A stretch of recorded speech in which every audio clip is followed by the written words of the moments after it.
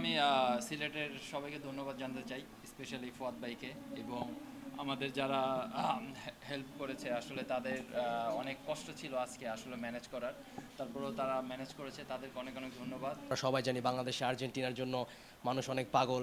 So এটা আমার first time ছিল এরকম ফ্যানদের সাথে গেমটা উপভোগ করা।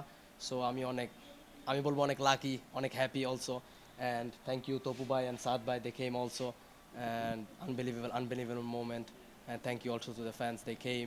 জি, জাস্ট খেলার উপর ফোকাস করতে, হার্ড ওয়ার্ক করতে অনেক, কারণ হার্ড ওয়ার্ক ছাড়া কোনো কিছুই হবে না। আসলে সবসময় একা খেলা দেখা হয়, এত ফ্রেন্ডসদের মাঝখানে খেলা দেখার একটা মজাই আলাদা। আমি অনেক এনজয় করেছি প্রোগ্রামটা। ওয়াও, আমি তো গামরাম খুশি রিয়েলি, মানে এক্সাইটমেন্টে যারা আইসন তারা first and foremost thank you. তারা মানে খুব কষ্ট করে আইসন, রাত খুব লেট হয়ে গেছে খেলা দেখার। আর্জেন্টিনা লাগে অবভিয়াসলি আইসন, বাট আমরা সাপোর্ট করা। আমাদের উঠে দাঁড়াতে হবে। হ্যাপি স্পিড সকল অন্যায়ের বিরুদ্ধে রুখে দাঁড়ানোর এনার্জি পার্টনার। আইসন থ্যাংক ইউ।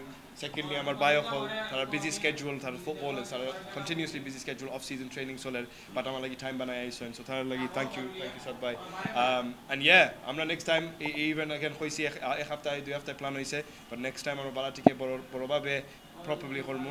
অ্যান্ড ইনশাল্লাহ।